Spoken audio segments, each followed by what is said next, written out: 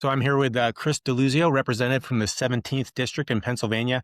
I believe that is to the west and north of Pittsburgh, if I am correct. And Chris was a graduate of the Naval Academy. He served 3 deployments in the U.S. Navy, one of which was with Army Civil Affairs in the Army. And for all that, and reminding people that they should obey legal orders, he was threatened by the president. He got bomb threats to his house. He was told he was going to be investigated by the FBI. So at what point did you think you were onto something there, Chris? I'm not sure anyone can predict a president of the United States calling for their death or hanging for saying the law. I chuckle because it's a serious threat, and certainly the bomb threats to my office and the rest I take very seriously. But I chuckle because you've got guys like Pete Hegseth, who we have all these clips of saying the same thing because it's the law. We have Pam Bondi, the Attorney General, having signed legal briefs last year saying the same thing because it's the law. So it's funny, these guys get close to power and all of a sudden, the hypocrisy is on full display. But look, you know this, and I'm sure a lot of your listeners or viewers do too. You train on lawful orders. You train on what the chain of command is. You learn these lessons in boot camp. I learned them at the Naval Academy. You train on those. Commanders have JAG lawyers help train folks throughout our time in uniform. It's basic stuff. We all know this who've served because it's part of I think, the sanctity of the oath and the Constitution. Yeah, absolutely. It's something that is not a one-off. It is from the beginning all the way to the end, especially with senior military leaders. They understand the UCMJ, Uniform Code of Military Justice, as well as law. It appears that may have slipped somewhere. When we talk about Venezuela, obviously Admiral Halsey, who is in charge of U.S. Southcom, decided that he was going to depart at the end of this year. He made that decision in October. We've had the UK decide to stop intel sharing with us over these operations in Venezuela. A lot of things were starting to look wrong. And I don't know if it's purely a coincidence that PSA came out. I am sure that you heard rumblings that things were hinky down south, if you will. How do you see the investigations and the hearings going so far? I know that Representative Rogers, who runs the House Armed Services Committee, said he's done with it. He doesn't need to see anything more. Are we done with it? Do we need to see more? I don't think we should be done. And remember, he's the chairman and the ranking member, the lead Democrats, Adam Smith. So they've seen, as I understand it, the footage. I think they had some time with Admiral Bradley, but the members like me who are members of the committee, Democrats and Republicans alike, we haven't had any of that. And I've been crystal clear here. An investigation should happen. We should hear from folks for what they were seeing on the feed. We should see that video, who gave what orders, what did they know at the time. Let's get to the bottom of what happened. And remember, this is just one strike we're talking about. I have major concerns about the legality of this whole exercise. We have not authorized military strikes here in the Caribbean or the Eastern Pacific in the Congress. The American people haven't authorized that. And it is the Congress, right, elected by the American people, who has that power, who gets to decide if we declare war, not a president. And I come back to that core constitutional principle. No president, I don't care their party or their politics, they don't get to decide to send Americans into harm's way. They don't get to decide to start a war. The American people decide that, and they do that through the Congress. And I think that is here separate and apart from just the problems that we've seen or heard about on that one strike.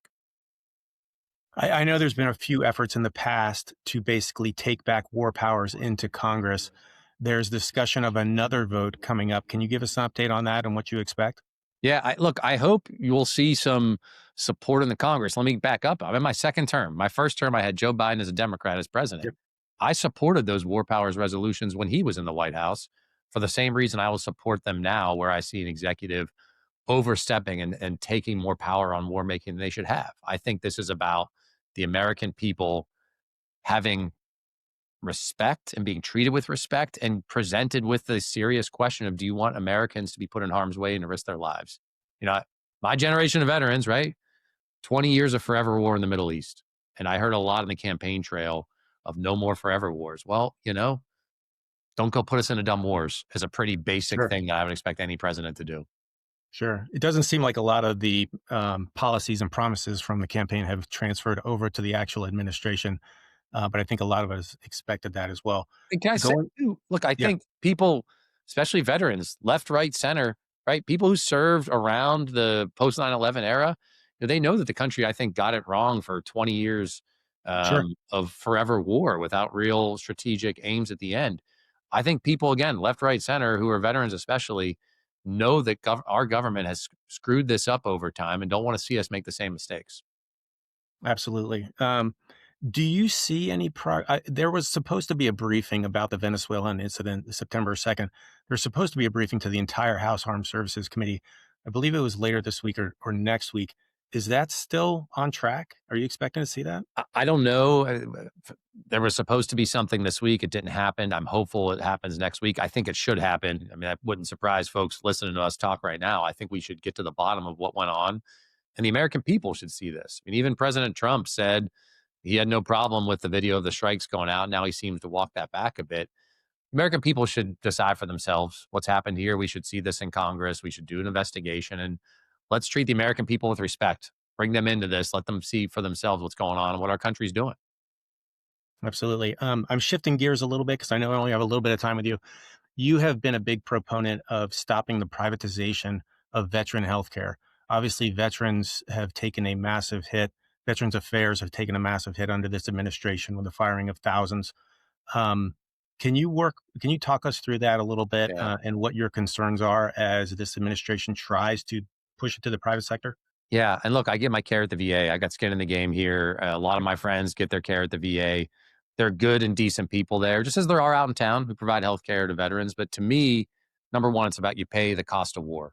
Funding and staffing the VA is about paying the cost of war. Caring for veterans is about paying the cost of war. And I'm seeing this administration do a bunch of things that is to try to, I think, weaken the VA to push more care out to the for profit world.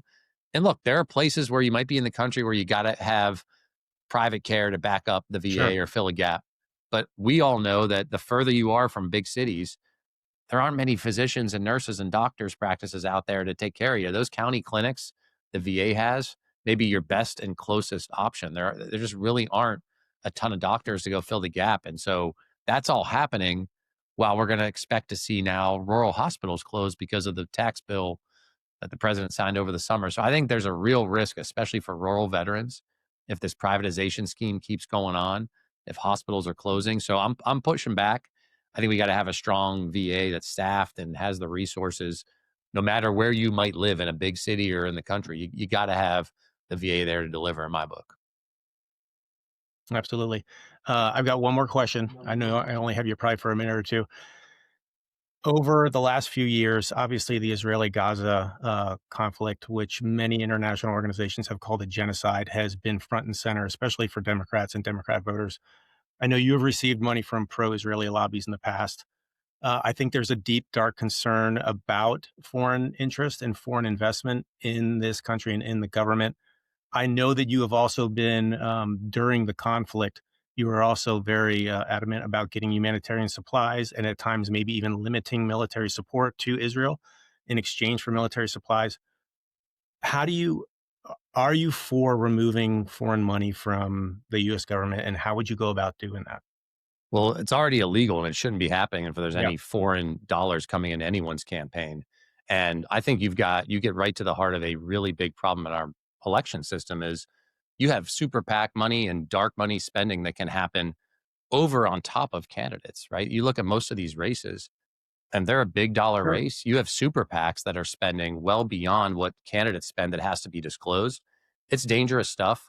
And I think it breeds corruption and frankly breeds distrust where you've got dollars flooding races where even what candidates have to disclose just gets swamped by what these super PACs put on top. I think it's a super PAC spending in elections to me is a major problem. It's a major source of corruption and distrust, and the Congress has to fix it. Part of that to me is you got to repeal Citizens United, which opened the floodgates. That's that Supreme Court decision that really opened the floodgates to this kind of spending. Yeah. Well, I know I only had you for a couple of minutes. I think we covered a lot of topics. I really appreciate your time. We covered a wide range of topics. Yeah. And yeah, please stay safe and thanks for what you're doing. And we'll look forward to more from you. Thanks a lot. All right.